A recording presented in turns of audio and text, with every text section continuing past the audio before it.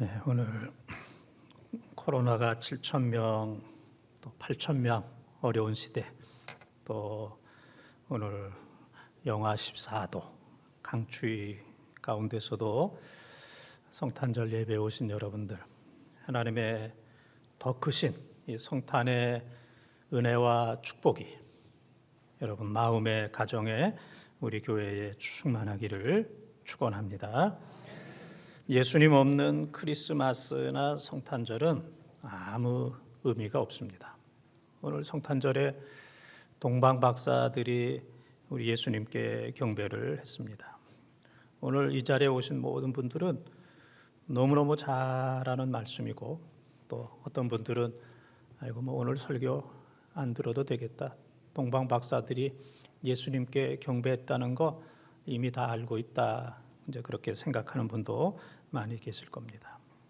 요한계시록 1장 3절에 보면은 이 계시의 말씀을 읽는 자와 듣는 자, 그리고 지키는 자에게 복이 있다 그랬어요. 그래서 우리는 동방 박사가 예수님을 경배했다는 것을 아는, 여기서 끝나는 것이 아니라 오늘 또 금년의 성탄절에는 우리가 실제로 동방 박사가 되어서 예수님을 경배하는, 남의 얘기나 옛날 동방 박사 이야기가 아니고 이 시대에 오늘 내가 동방 박사가 되어서 예수님을 참으로 경배하는 은혜와 축복의 시간이 되시기를 주님의 이름으로 축원합니다. 이 시대의 동방 박사가 됩시다. 첫 번째 따라하겠습니다. 경배의 사람, 경배의 사람. 1절에서 3절까지 통독합니다. 헤롯 왕 때에 예수께서 유대 베들레헴에서 나심에 동방으로부터 박사들이 예루살렘에 이르러 말하되 유대인의 왕으로 나신 이가 어디 계시냐? 우리가 동방에서 그의 별을 보고 그에게 경배하러 왔노라 하니 헤롯 왕과 온 예루살렘이 듣고 소동한지라. 아멘. 대헤롯. 이제 헤롯이 여러 명입니다. 헤롯이 한 5명 정도, 1대, 2대, 3대 되는데, 오늘 본문에 나오는 헤롯은 제일 처음에 헤롯이 되겠습니다. 대헤롯. 이 사람은 에돔 사람이고 또 폭군 중에 폭군입니다. 그냥 웬만하면 죽여요. 가족이고 뭐고 간에 웬만하면 죽이고, 또 아주 불륜으로 가득 찬 10명의 아내를 가졌고 수많은 자녀들을 낳았던 아주 폭군 중에 폭군이고 불륜으로 가득한 아주 권력력이 대단했던 이 헤롯 때에 예수님이 그 유대 베들레헴에 탄생을 하시게 되었던 겁니다. 이 역사적으로 가장 어려운 어두운 그때에 예수님이 하나님의 카이로스, 하나님의 시간에 맞추어서 탄생을 하게 되었습니다. 그래서 베들레헴에 예수님이 탄생하셨다 하는 이제 이런 소식이 들려지게 되었어요. 베들레헴은 다윗의 고향입니다. 우리나라에 대통령이 있는데 대통령이 또 생겼다 그러면 청와대가 얼마나 어렵겠습니까? 지금 우리 교회 담임 목사는 난데 본동제일 교회 담임 목사가 또 태어났다 그러면 우리 교회와 지금 제가 얼마나 당황하겠습니까? 헤롯이 왕으로 있는데 왕이 태어났다, 그런 소문이 들으니까 예루살렘에 소동을 하고 헤롯과 그의 왕가가 이제 큰 소동을 하게 되었습니다. 그래서 이제 예수님이 태어났다 하는 것을 이 바벨론, 동방이라고 하는 것은 메데, 파사, 바벨론, 이 바벨론에 있는 이 박사들이 와서 경배를 한 겁니다. 첨성가, 천문학자, 그 당시 상류 계층에 있었던 이 사람들이 바벨론에서부터 예루살렘까지 또 베들레헴까지 와서 아기 예수를 경배하게 된 말씀입니다. 어느 마을에 노 부부가 있었습니다. 대화도 잘 되고 소통도 잘 되었는데 어느 날부터는 그 대화가 잘 안 돼요. 말이 서로 이어지지 않고 마음이 끊어집니다. 그래서 이 할아버지가 이제 할머니를 좀 시험을 했어요. 이 할머니 귀가 어둔가 보다. 그래서 어느 날 이제 시험을 해서 할머니가 조금 구석에 있을 때 이 할아버지가 이제 얘기를 했습니다. 여보, 내 말이 들려요? 아무 대답이 없어요. 그래서 네 번, 여보 내 말이 들려요? 네 번째는 이 할머니의 바로 등 뒤에 가가지고 큰 소리로 여보 내 말이 들려요? 그랬더니 이 할머니가 네 들려요. 벌써 네 번째 대답했어요. 그랬습니다. 벌써 네 번째나 대답했다고. 그래서 이 할아버지가 할머니 귀가 어두운 게 아니고 내 귀가 어두웠구나 이제 깨닫게 되었다는 얘기입니다. 우리가 참 교만하죠. 교만합니다. 그런데 교만하면서도 우리 교회 앞만 봐도 나만큼 겸손한 사람은 없어 그러잖아요. 우리가 기도 안 하면서도 참 교인들 기도 안 해. 참 내가 못됐으면서도 참 교인들 못됐어. 내가 교회를 잘 섬기지 않으면서도 아이고 교회 제대로들 안 섬겨. 제대로 섬기는 사람 아무도 없어. 우리가 교만한 안경을 썼기 때문에 제대로 잘 안 보이게 되는 겁니다. 유대인들 하나님이 선택한 특별한 은혜와 사랑을 받았는데 하나님 섬기지 않고 우상 섬기고 하나님이 약속하신 그 메시아를 기다렸다가 잘 섬겨야 되는데 메시아가 태어났는데도 알아보지도 못하고 또 메시아가 태어나니까 그를 죽이려고 혈안이 된 헤롯과 유대인들의 모습. 반면에 이방인이고 바벨론 1000km나 되는 먼 곳에서부터 힘들고 걸어와서 아기 예수를 경배하는 이 동방 박사들.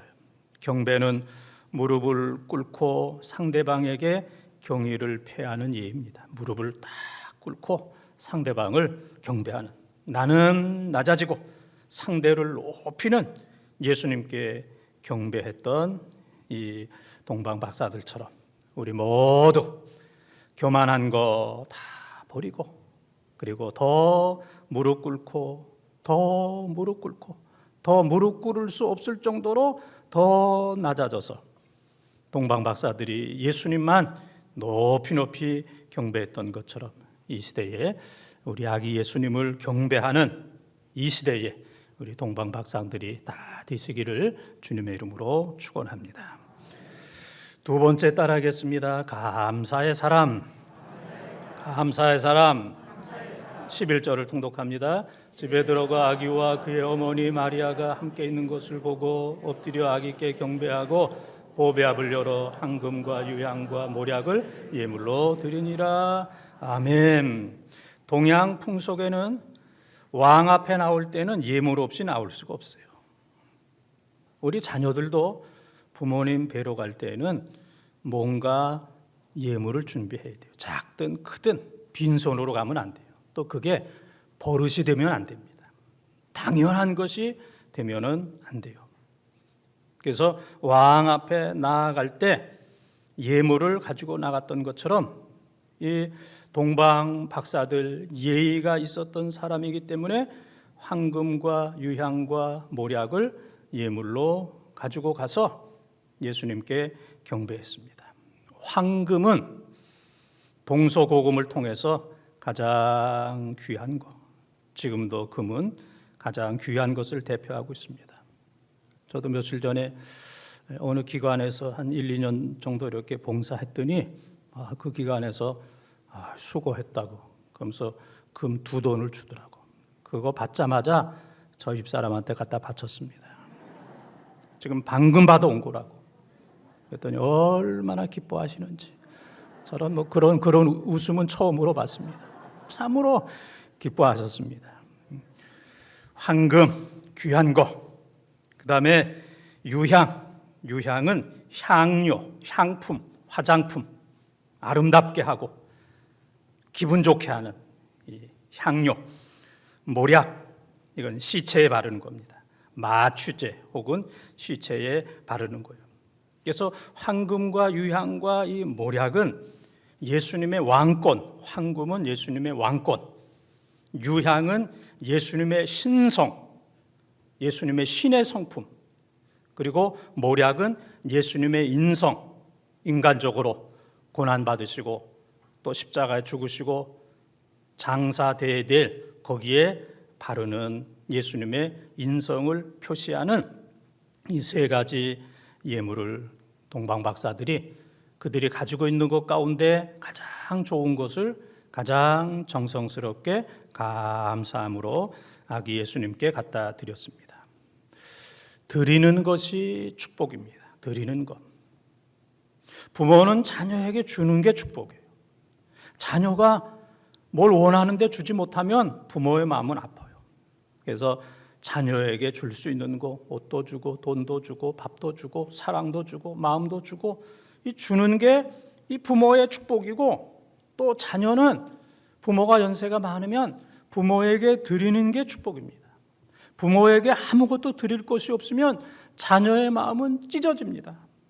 아, 내 부모가 나를 위해서 이렇게 희생하고 지금은 이렇게 힘들고 어렵게 사는데 내가 드릴 것이 아무것도 없구나. 자녀의 마음은 찢어지는 거예요.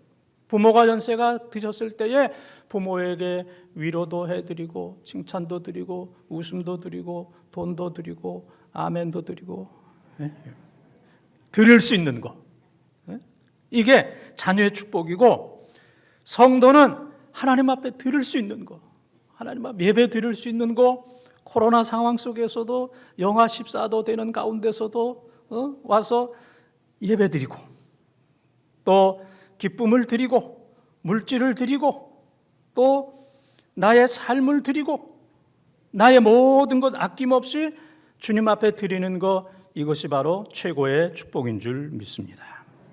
받는 것보다 드리는 것. 그래서 사도행전 20장 35절에도 보게 되면은 주는 것이 받는 것보다 복되다 그랬습니다. 그래서 우리가 주님으로부터 많은 은혜를 받아야 되는 것도 복이지만은 받는 것보다 이제 우리가 신앙생활 한 연수가 연조가 깊었기 때문에 이제는 주님 앞에 나의 것을 드리는, 동방 박사들이 예수님 앞에 와서 주십시오, 주십시오라고 하지 아니하고 그들이 황금과 유향과 모략을 기쁨으로 드리면서 크게 기뻐했던 것처럼 우리 주님 앞에 감사함으로 우리의 모든 것들을 드리는, 감사는 크게 하는 게 좋아요. 연습으로라도 제스처라도 크게, 지금보다 더 크게 우리 하나님 앞에 감사함으로 우리의 가장 귀한 것들을 드리는 이 시대의 동방 박사들이 다 되어지기를 주님의 이름으로 축원합니다. 세 번째 따라하겠습니다. 순종의 사람, 순종의 사람. 12절을 통독합니다. 그들은 꿈에 헤롯에게로 돌아가지 말라 지시하심을 받아 다른 길로 고국에 돌아가니라. 아멘. 하나님께서 동방 박사들에게 꿈으로 지시를 하셨습니다. 상황에 따라서 그때그때 그 사람에게 가장 적합하게 하나님께서 계시를 하십니다. 말씀으로도 하시고 꿈으로도 하시고 환상으로도 하시고 사건을 통해서 사람을 통해서 다양하게 하나님께서 역사하시는데, 이 동방 박사들에게는 꿈에 지시하셨어요. 그래서 이 동방 박사들이 예루살렘에 가서 유대인으로 왕으로 나신 그 구세주, 그 메시아가 어디 태어났느냐, 어디냐, 요 근방인 것 같은데 라고 했을 때 헤롯 군과 헤롯 왕이 크게 당황을 하게 되었습니다.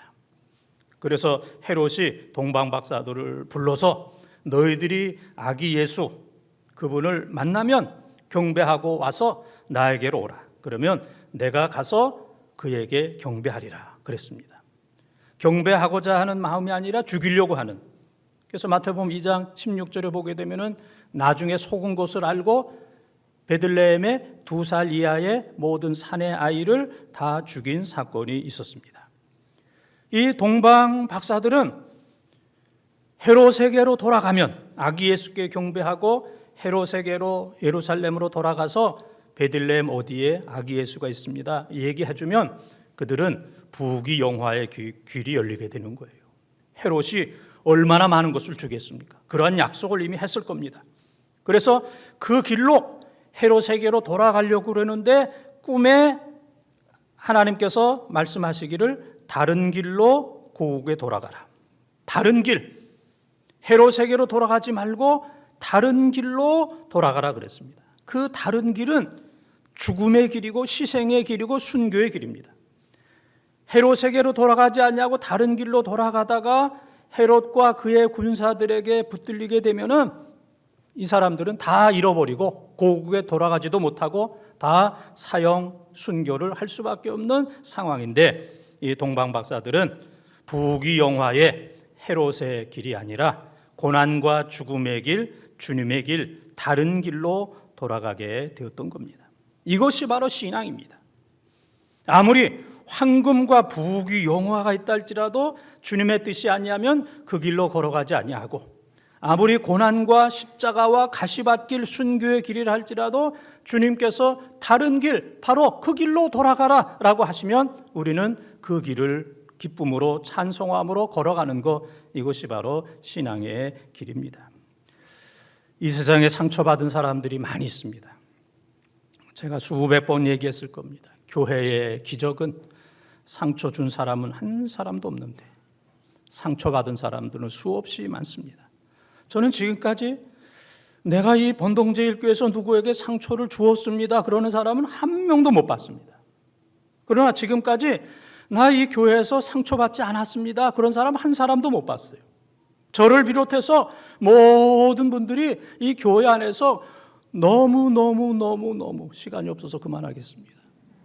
많은 상처를 받아서, 상처를 준 사람은 없는데, 그런데 우리들이 받은 상처보다 이 세상의 수많은 사람 가운데 최고의 상처를 받은 분은 예수님이십니다. 예수님. 그분은 너무너무 많은 상처를 받으셨어요. 그래서 그분은 상처받은 사람들을 위로할 수 있는, 상처받은 치유자, 헬리나 우엔이 얘기했던 것처럼 상처를 받은 사람이 위로할 수가 있습니다. 가난한 사람이 가난한 사람을, 아픈 사람이 아픈 사람을, 부모님이 돌아가신 분이 부모님 돌아가신 분을, 또 고난과 역경을 당한 사람이 그러한 사람들을 위로할 수가 있는 거예요. 상처받은 사람이 상처받은 사람들을 위로할 수 있는데, 예수 그리스도께서는 이 세상에 최초의 이민자입니다. 이민. 어디에서 오셨어요? 하늘에서 땅으로. 그리고 최악의 이민자예요. 가장 좋은 곳에서 낮고 천한 말구 위에 오셨습니다.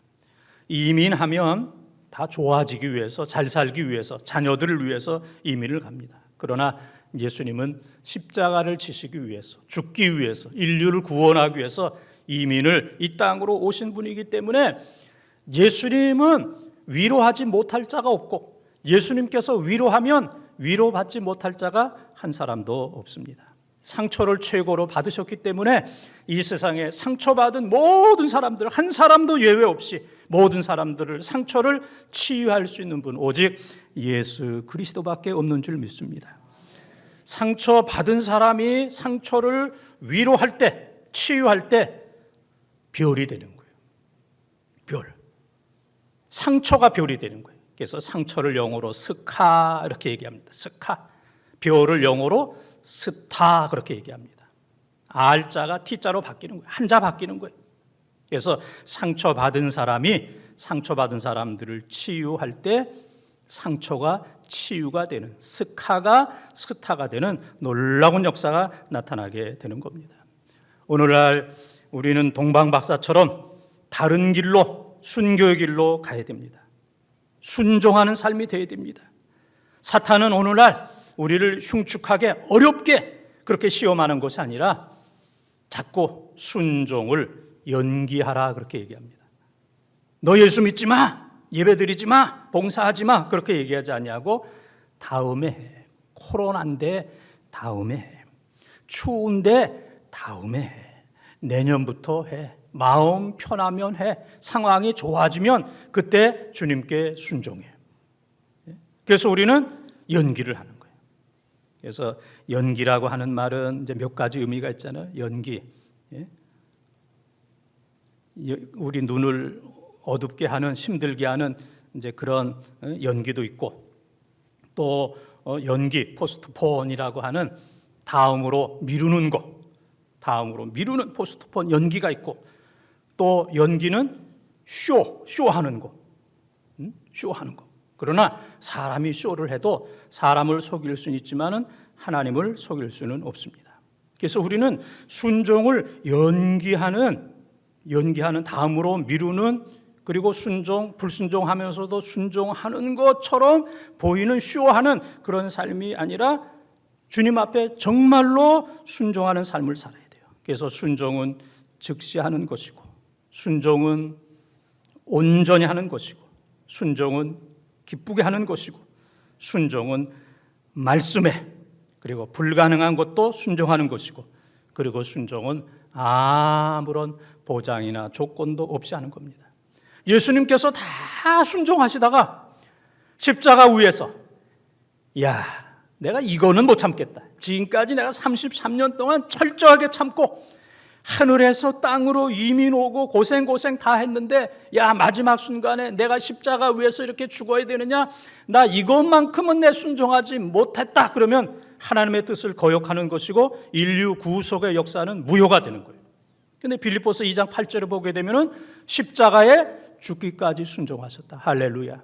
주님의 순종으로 우리가 다 구원받은 것처럼, 동방 박사들 다른 길로 가면 죽을 수도 있었지만은 그 길을 묵묵히 걸어갔던 것처럼 우리는 이 시대에 주님의 명령이라면 끝까지 그 길을 걸어가야 됩니다. 사랑하는 본동가족 여러분, 이 성탄의 기쁨과 구원이 여러분 가정에 충만하시기를 바랍니다. 이 시대에 우리는 동방 박사들처럼 정말로 첫째는 주님께 경배하는 사람, 경배의 사람.